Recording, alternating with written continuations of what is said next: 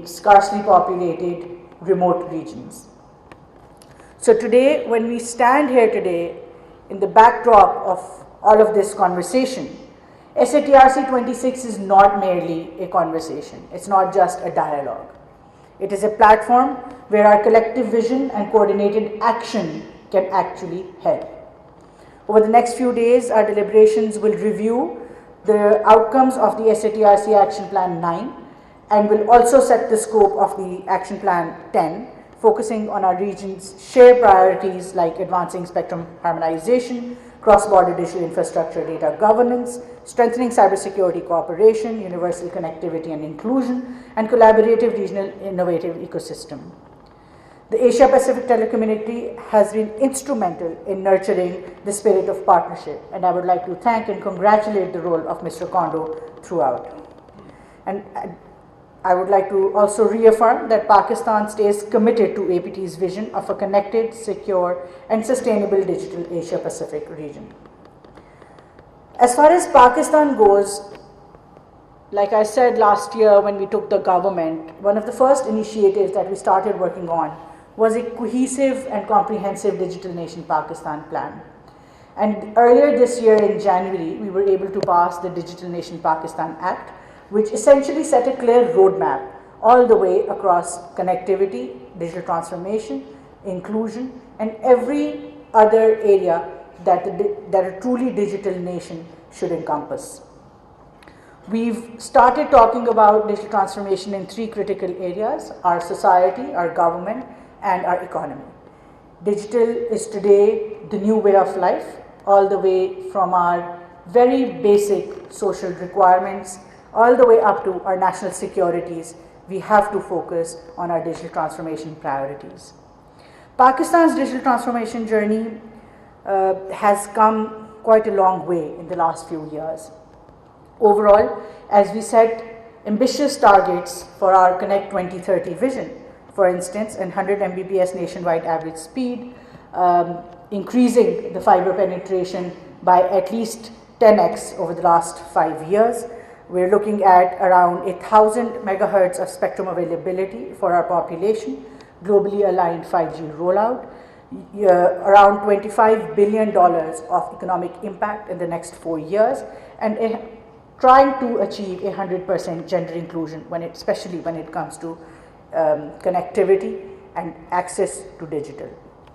These are some of the targets that we've kept for ourselves, but over the last few years, key milestones achieved include that we have hit 200 million mobile subscribers and 150 million mobile broadband users, with the fastest data adoption rates in Asia.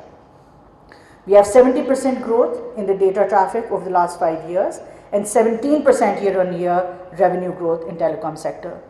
The sector's contribution of 1.5 trillion rupees to the national exchequer says everything about the strength and resilience of our telecom community.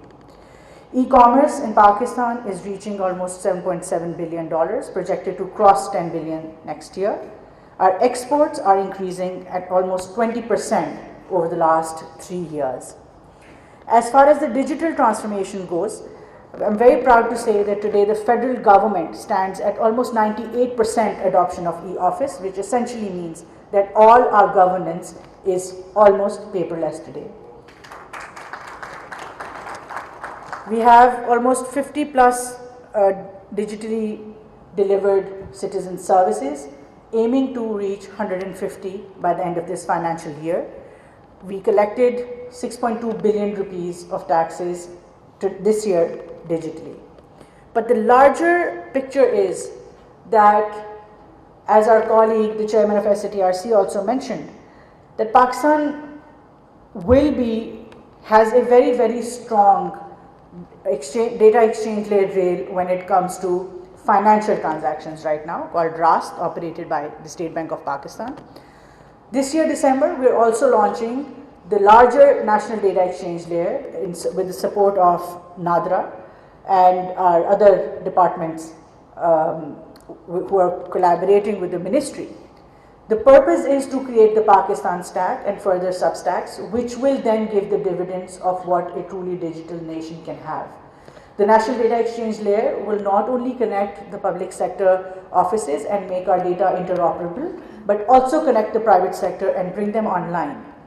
The overall idea is to create digital identities for every single citizen in the country, who can then avail cradle-to-grave services with a click on their mobile phone. The Park ID allows you to have today a digital vault, which essentially has all of your personal documents. The Super app will then, in the next few months inshallah, will allow you to use all government services online. And this is where the digital conversation begins. The idea is not to place technology over the legacy institutes and legacy processes, but actually do the reverse engineering, do the actual digital transformation, process re-engineering, and see how can we make these processes truly digital, or not just merely convert the legacy processes, just deploy a technology layer and call them digital overall. So we're not digitalizing the existing services, we're actually trying to make them digital. How will it work? It will work only if you're able to inculcate a sense of trust.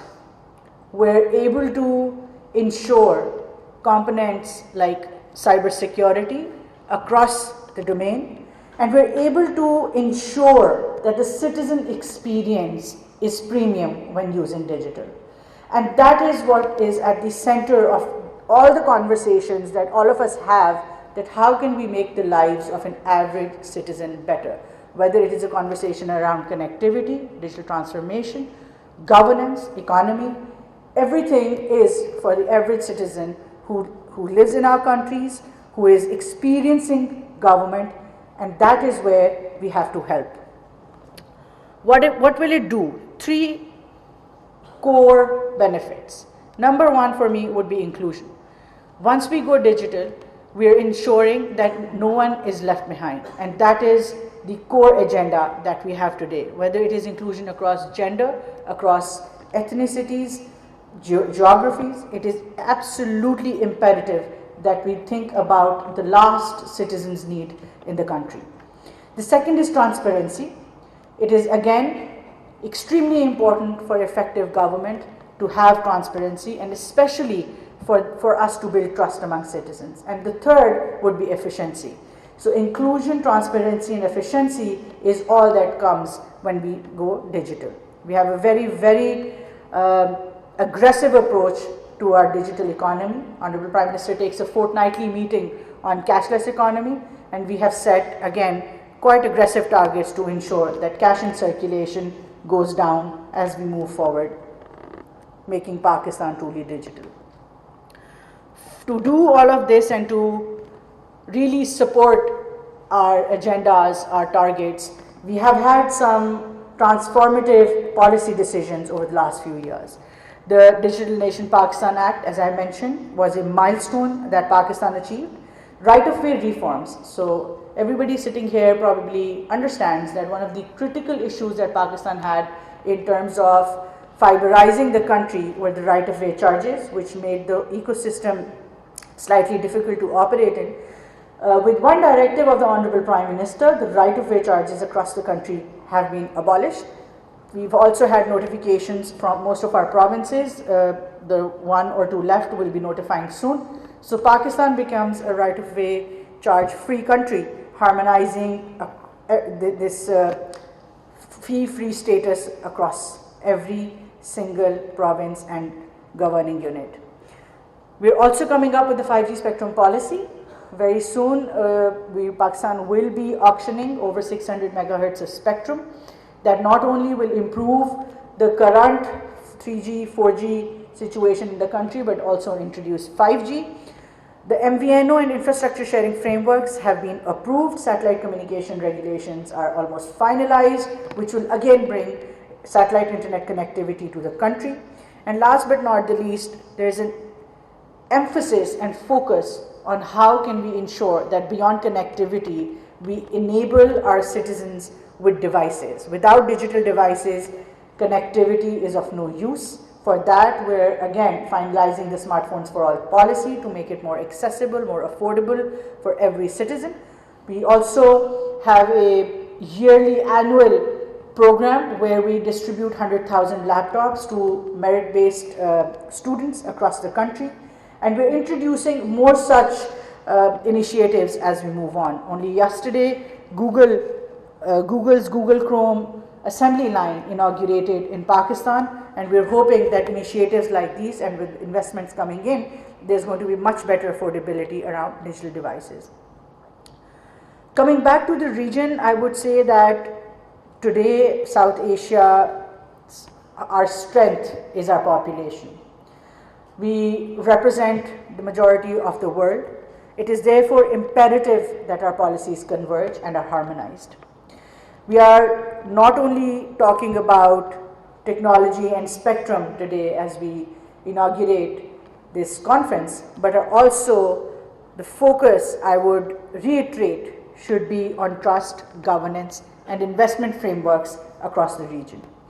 The APT and SATRC serve as a regional compass, guiding us and making our journey easy, making sure that our policies are harmonized and we collaborate with each other. With this, I would like to once again welcome our delegates to Pakistan, hoping that they will really experience the joy of our hospitality. And over the next 3 days, I wish all of you to have very, very productive decisions.